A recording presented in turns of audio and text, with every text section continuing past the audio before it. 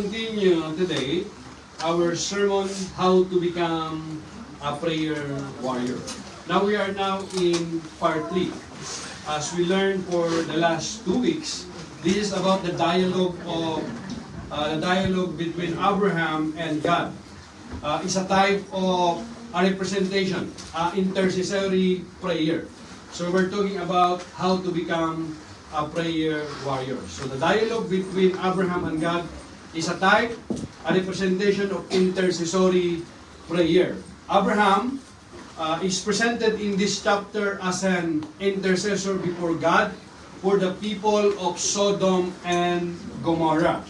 He was pleading for them, in behalf of them, that is, he was in a way acting as a type, a symbol of Jesus as our intercessor before the Father. So our mission, our ministry cannot be successful without prayer. Our ministry, our church, our mission cannot be successful without prayer. So intercessory prayer, prayer warrior. After meeting someone, after giving a sermon, a Bible studies, or in our connection group, or evangelism, we must pray for the people we have been in contact with. God is headful of this prayer in touching the hearts of the people we have contacted. It is not our words or eloquence that will convert our friends or acquaintances. It is the work of the Holy Spirit. This is why in our mission, in our ministry, even in our last EGR, in which we engage, we must pray for each person individually. What is intercessory prayer? What is intercessory prayer? Or what is a prayer warrior? Let us pray. Father God, we thank you. We thank you that your word, they are light and spirit. As I'm going to share your word to your people today, use your servant an instrument only. Give me honest conviction through your speech so that I may preach your word with power and boldness without compromise to bring glory and honor to your name alone. In Jesus' name, amen. Give the Lord a hand clap of praise.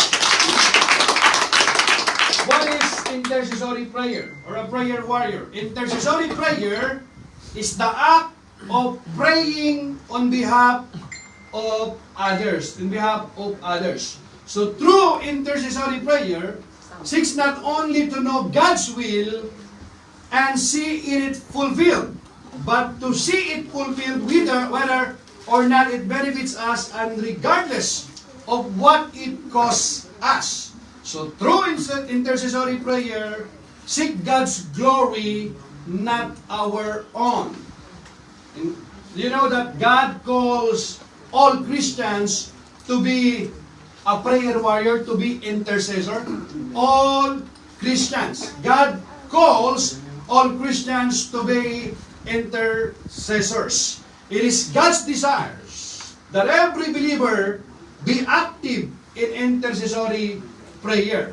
What a wonderful and exalted privilege we have in being able to come boldly before the throne of the Almighty with our prayers and requests. Do you know that Christ is pictured in the New Testament as the ultimate intercessor? And because of this, all Christian prayer becomes intercession since it is offered to God through and by Christ. Jesus closed the gap between us and God the Father when He died on the cross. Because of Jesus' mediation, we can now intercede in prayer on behalf of other Christians or for the lost, asking God to grant their request according to His will. The Bible is clear that all Christians are called to be intercessors. All Christians.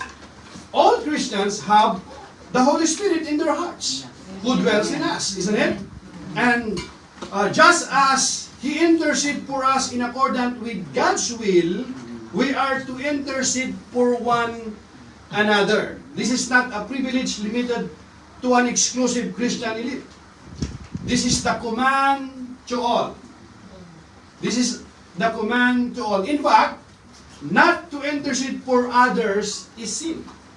Kapag hindi ka nanalangin sa iba, hindi mo ipinapanalangin yung iba, iniisip mo lang ipanalangin ang sarili mo lang ang iniisip mo ay kasalanan. Alam niyo ba natin yan, mga kapatid?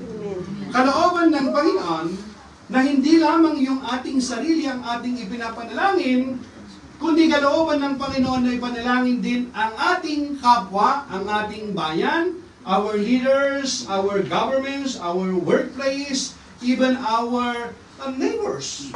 That is the will of the Lord in our lives. Not only to pray for ourselves, but even the people around us. So, remember, hindi lamang ito is not only a ministry ng intercession na, yan yung ministry na. So, it's okay that I'm not a prayer warrior, I'm not an intercessory prayer. No! It is a will ng Panginoon, kalooban ng Panginoon, na ang bawat mananampalataya ay prayer warrior, intercessory. Amen? Amen. So now, let me repeat that. This is not a privilege limited to an exclusive Christian elite. This is the command to all. In fact, not to intercede for others is sin.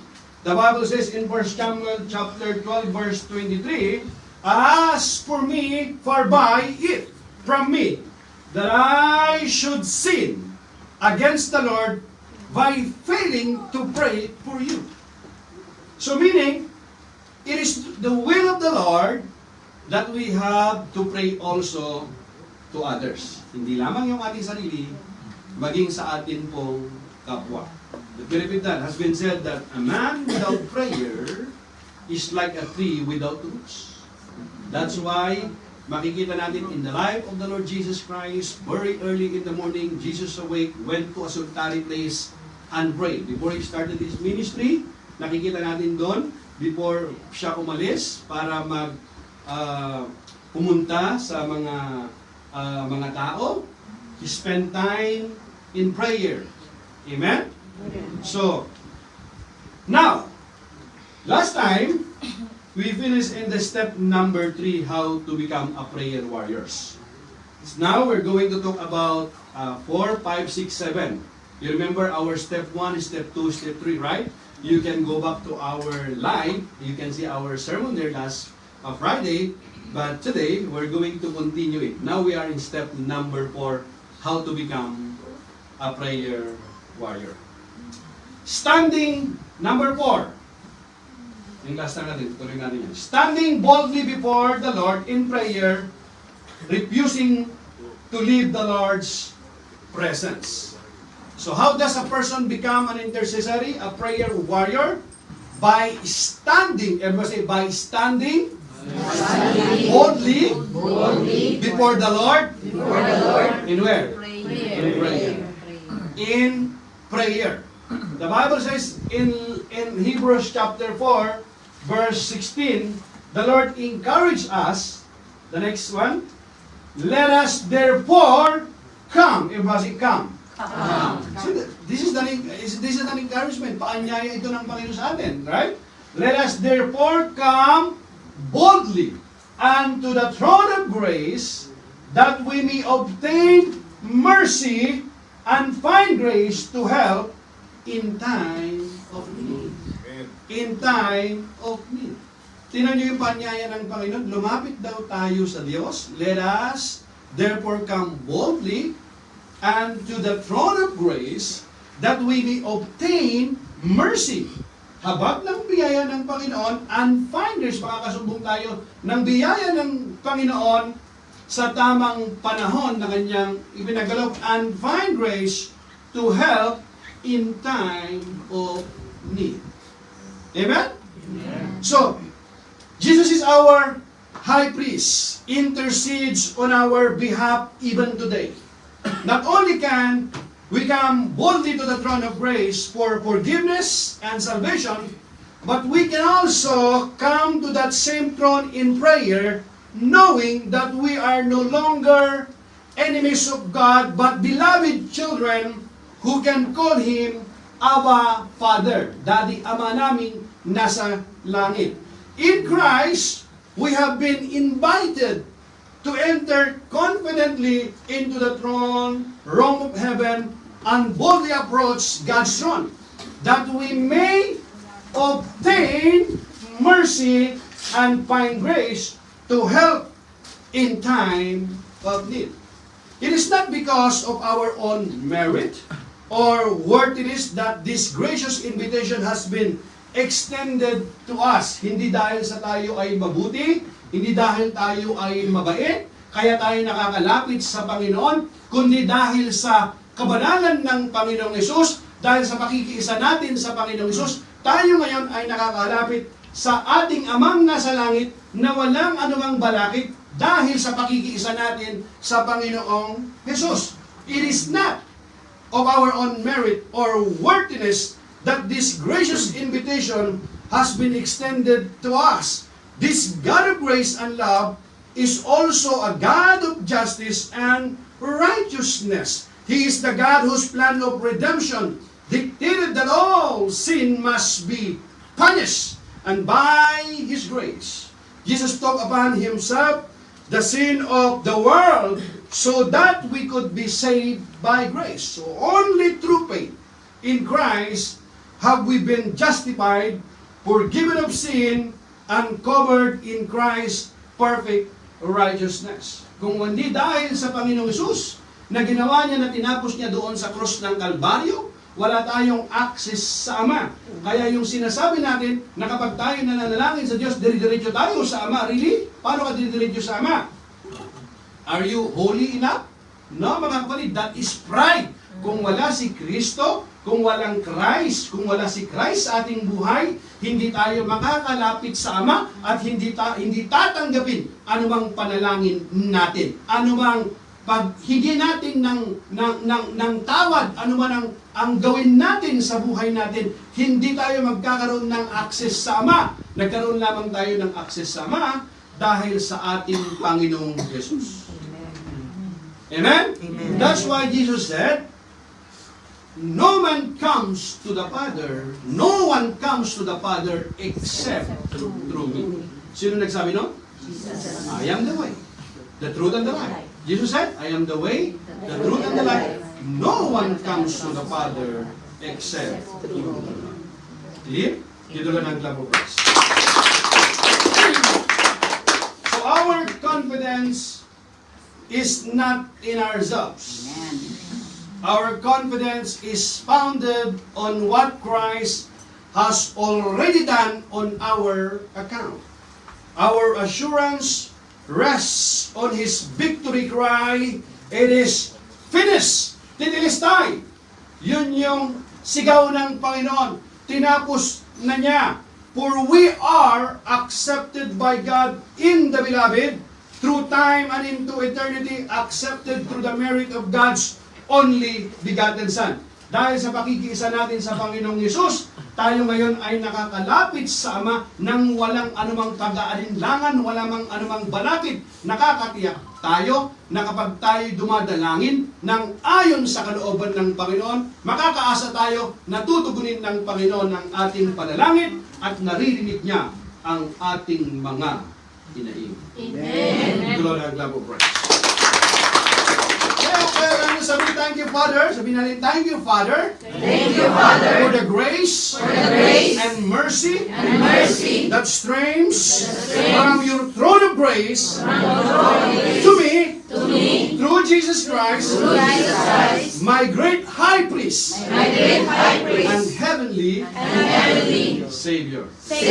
In Jesus' name. Amen. Amen. Amen? Amen. Step number 5. Let's read. 1, 2, 3. Laying hold of the open access door into God's presence. So how does a person become an intercessor, a prayer warrior? By laying hold of the open access. Everybody's open access. Open access. Sabi mo, mayroon ng access. Meron ng access. Dati wala. Dati wala. Nung wala si Kristo, Nung wala si Kristo, sa aking buhay, sa aking buhay, kahit anong gawin ko, kahit anong gawin ko, walang access. walang access. Dahil mayroon ng Kristo Dahil meron ng Kristo, sa buhay ko, sa buhay ko, then, then, mayroon ng access. meron ng access. Amen? Amen. Madali namang unawain, di ba? By laying hold of the open access, the open door into God's presence. The Bible says in Genesis chapter 18 verse 27 to 28, then Abraham spoke up again. Now that I have been so bold.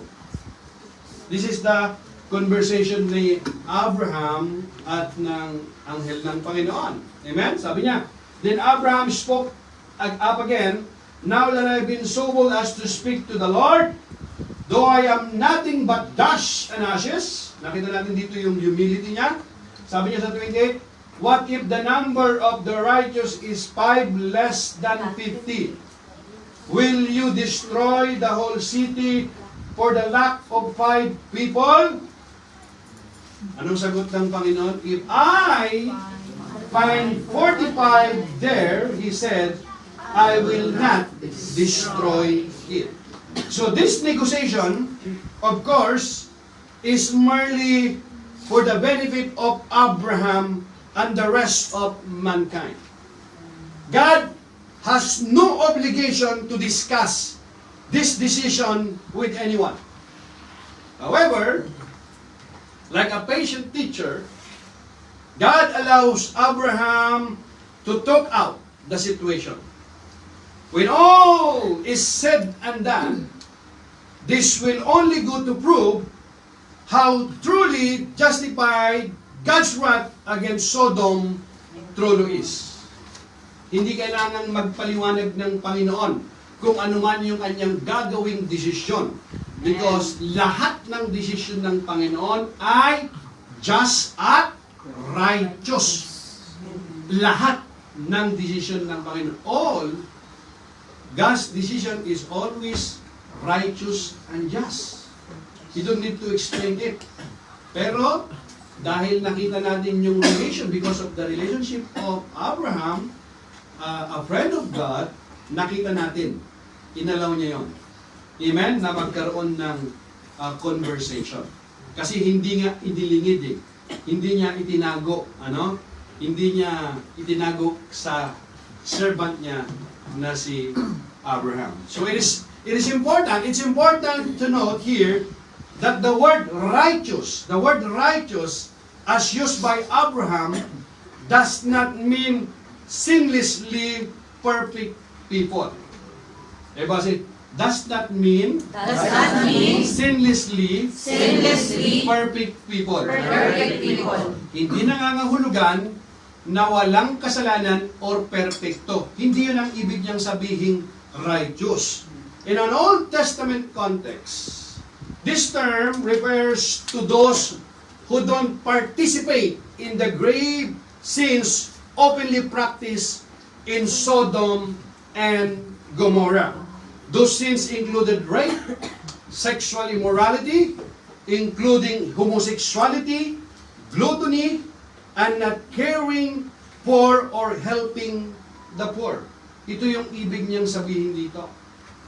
Kaya lang we know exactly na wala siyang nasumpungan na righteous doon sa lugar na yun.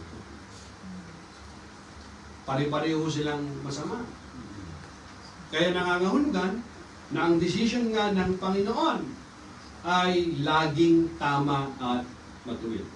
And because of that, we're going to our next step, number 6. Diba, step number 6? Step number 6. Continue. 1, 2, 3. Continuing to pray and beseech God, praying on and never giving up. Diba, say continue. Continue. Just sit there, don't give up. Don't give up. Notice here, continuing to pray and beseech God, praying on and never giving up. don't just give up easily. Don't quit easily. Amen? Amen. Just keep on praying. Keep on praying, knowing that our Father who art in heaven is listening to the prayer of His children. Amen?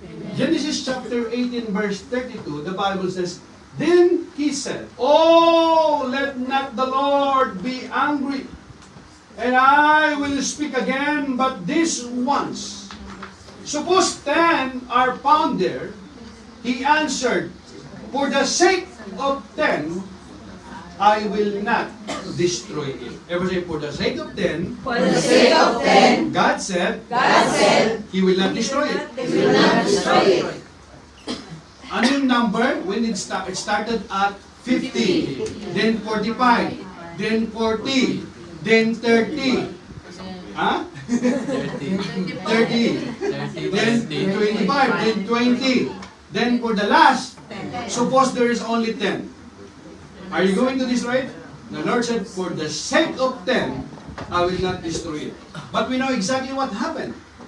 Did God found 10 righteous on that city, on Sodom and Gomorrah? No. He did not found. Even 10. That's why they are being what? Punished. Sila ay naparusahan. Abraham concludes his negotiation with the Lord here with another request that the Lord not be angry with him, and a promise not to push any further after this. If the Lord finds 10 righteous people in Sodom, will He spare the city for the sake of those 10 people? This particular number was probably Abraham's goal all along, with the intent of sparing his nephew Lot from death in the judgment against Sodom. Once more, the Lord agrees to Abraham's request. He will not destroy the city if 10 righteous people are found. Of course, the Lord already knows how many righteous people He will find in Sodom and Gomorrah. He knows what's coming. Still, He has been gracious and kind to endure Abraham's pointed questions and requests. In the end, Abraham will know that the Lord is both just in His judgment and merciful in His approach. At the end, napatunayan ni Abraham na ang Panginoon nga ay matuwid sa kanyang mga desisyon na ginagawa. Because of this, sa last point tayo, number 7. How to become a prayer warrior or intercessory prayer? Intercessory prayer? Intercessory prayer? Number 7. Persevering in concern and prayer. When you talk about persevering, means you don't just easily quit, giving up, but you are committed. You are committed na nagpapatuloy ka. You don't easily quit or giving up. Nagpe-persevere ka in concern and prayer. The Bible says, Then he said, O Lord, let not the Lord be angry, and I will speak again, but these ones, suppose 10 are found there, he answered, For the sake of 10, I will not destroy it. For the sake of 10, I will not destroy it. See, given that there are immorality on that city, Sodom and Gomorrah. But you know that if the Lord found a 10 righteous on that city, the whole city will be spared. But we know exactly what happened even nowadays, you know, even an archaeologist, they found that place, Sodom and Gomorrah, that really may situation na pangyayari noon na tinupok ng apoy ang lugar na yan. Think about this. it's sinasabi lamang na the Bible is true. Na hindi lamang ito isang myth, it's not just a myth. Hindi lamang siya isang alamat, pero isang kasaysayan na totoong mayroong nangyari kaganapan na nagawang pagtupok sa lugar na yun.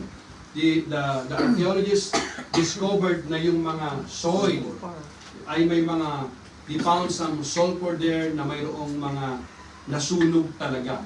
So, they go back sa history na yon, nakita nila, napatunayan nila na totoo nga na yung lugar na yon ay tinupok sa magitan ng apoy nang until now, walang anumang nabubuhay na halaman doon. So nakita natin dito, the conversations of Abraham and God, God's patience discussions with Abraham allowed Abraham to set his own standard for goodness, which Sodom still failed by any measure. The city was deserving of God's wrath. Lot, however, will be saved from this wrath despite his own foolishness. Nakita natin yan. So now, the question here, how does a person become an intercessor, a prayer warrior? By persevering in concern and prayer. Abraham has already given us a striking picture of intercessory prayer, showing us just how we should be constantly praying, struggling and wrestling for the souls of the righteous and of the wicked. Hindi dahil yung tao ay hindi mabuti, dahil yung tao ay alam natin na hindi lumalakad sa katwiran ng Panginoon, hindi natin na siya ipag-pray. No? Pag-pray pa rin natin. Why? Kasi mahal pa rin ng Panginoon ang taong yan. Gusto ng Panginoon na maligtas ang tao yan. Even we know that person is not walking in the ways of the Lord. But still, God's will for us is to pray for that person because we know the Bible is very clear that God wants all people to come to the saving knowledge of our Lord Jesus Christ, to come into repentance and receive the Lord as their Lord and Savior, so that they will receive forgiveness, and not only that, they will be saved through the Lord Jesus Christ. So here, what is the life application here in our missional insight? Like Abraham, you are called to intercede for the world around you, your family, community, and even those who do not yet know God. Recognize that God desires all to come to repentance. Let this drive you to pray fervently for the salvation and restoration of others. So what is the plan for implementation? You have to set aside specific times each day to intercede for others, listing their names and specific needs before the Lord. Reflect on how God has called you to be a blessing to those around you and make intercessory prayer part of your daily spiritual discipline. Join or form a prayer group that focuses on interceding for your church, community, and global issues, amplifying the impact of your prayers. We have so many groups in our prayer. We know that every Thursday we have a prayer meeting in our church. If you are not able to come in face-to-face, in person, we have also Zoom. You can join through Zoom. Isn't it? And even once a month in our in our workers meeting once a month, we have also a corporate prayer.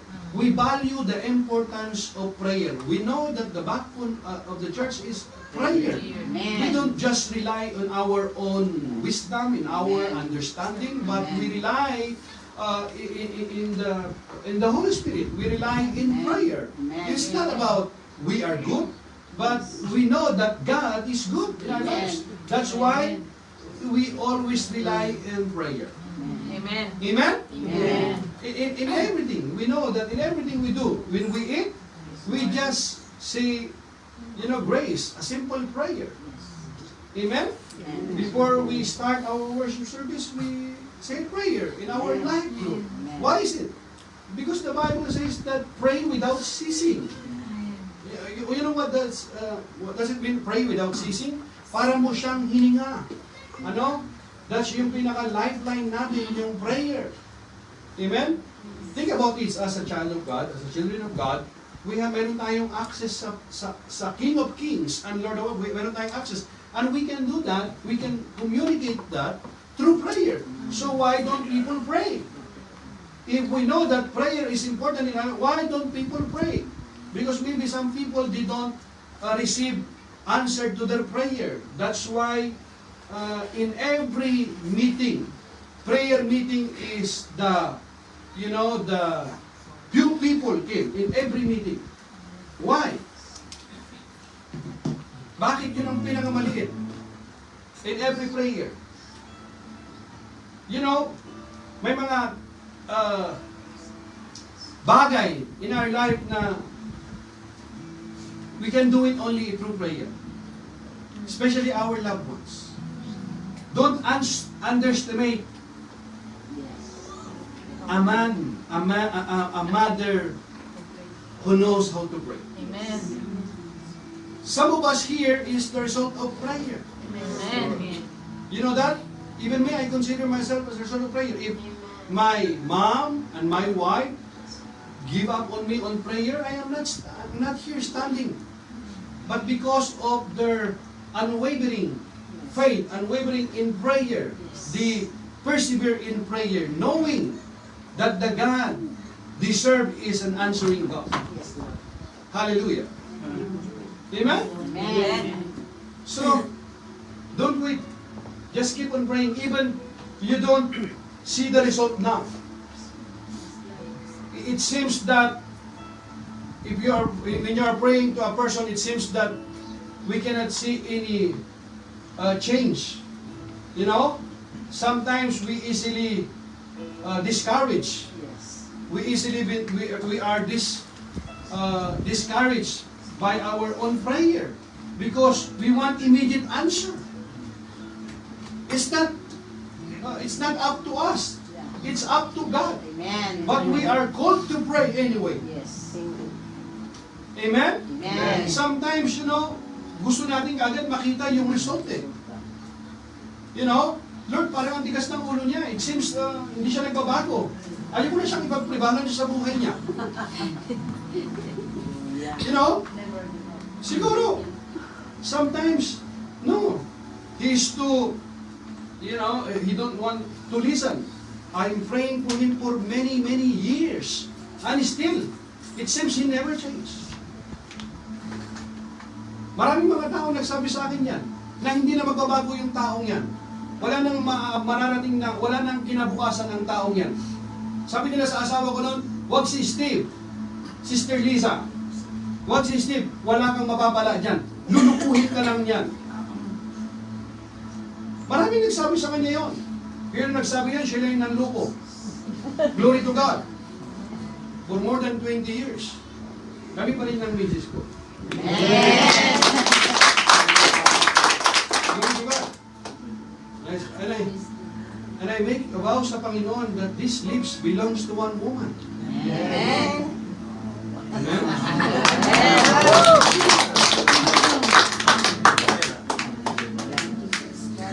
So Abraham example teaches us that becoming a prayer warrior is not just about uttering words. It is about cultivating a deep relationship with God, sensing His heart, and being persistent in prayer. And as you intercede, God molds your heart to align with His purposes, filling you with love and compassion for others. So let Abraham's perseverance inspire you to seek God's presence, trust His justice, and boldly prayer for the transformation of lives through your prayer. Pagpatuloy ka na lang sa panalangin. Remember mga kapatid, even the Bible says na yung ating mga luha hindi nasasayang. Amen. Do you know that sometimes there are prayers that we cannot even utter the prayer? Sometimes it's just tears. Lumuluha ka lang. But remember, kapatid, even yung mga luha na yan may kahulugan sa Panginoon.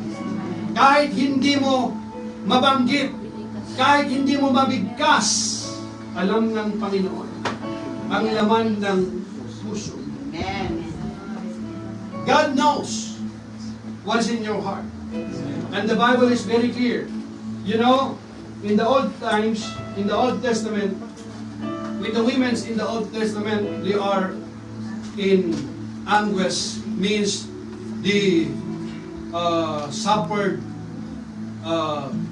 persecution or suffering in their lives. You know, they have this small bottle that they put their ears there, and they will they just iniipon nila yung mga tears na yun, they put in a small bottle, and they will look on that bottle how God helped them to overcome those struggles in lives, those trials in lives. They will remember the goodness of the Lord. And you know what? Even now, the Bible says, iniipon ng Panginoon ang ating mga luha. Anong ibig sabihin yan? Hindi sayang ang ating mga panalangin. Amen. Hindi sayang ang ating mga luha. Kailan ka ba huling lumuha? When was the last time you pray passionately? When was the last time you cry before the Lord in prayer, seeking the heart of the Lord, waiting upon the Lord? Kailan? I want you to know, my brothers and sisters, don't quit. Keep on praying. Don't listen to the voice of the enemy, because the devil is a liar. And here's the good news, mga kapatid. When the time is right, the Bible says, I, the Lord, will make it happen. Amen. And if it's your time, if it's your time to God to answer your prayer, Yes. then there is no demon of hell Yes. to stop you. Amen. Why? Kasi kalooban na ng Panginoon. Pagsamahin mo na lahat ng demonyo sa impyerno, walang magagawa. Kapag niloob na ng Panginoon. Amen. Amen, sabi mo sa iyong katabi, malapit na. Malapit na. Para baka natin ang Panginoon. Amen? Get excited, mga kapatid. You know why? Sometimes we rejoice, we celebrate after we receive our prayer. Why don't we start to celebrate habang hindi pa natin natatanggap yung ating panalangin? Start rejoicing now. Kaya pasalamatan lang natin ang Panginoon kapag ka natanggap na natin yung ating panalangin. Why don't you start thanking God, praising Him, why you don't still receive your prayer? You know why? You know, sometimes the Lord will not show us everything all at once.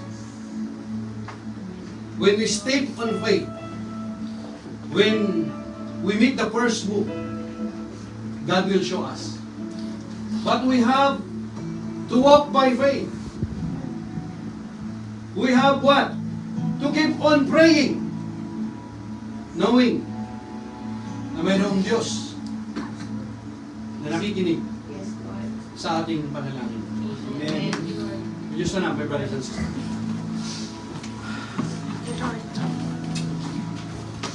So brothers and sisters, every head bow and eyes closed. We're going to pray. This time we're not going to pray only for ourselves, but we're going to pray for our family. Yes? We're going to pray for our country.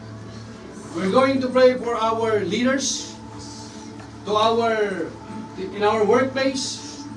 We're going to pray and receive healing and victory. We receive our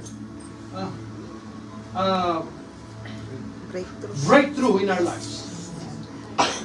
And May we be ready and willing to offer prayers and intercessions for both for the lost and our Christian brethren, both those that are carnal and those that are walking in spirit and in truth.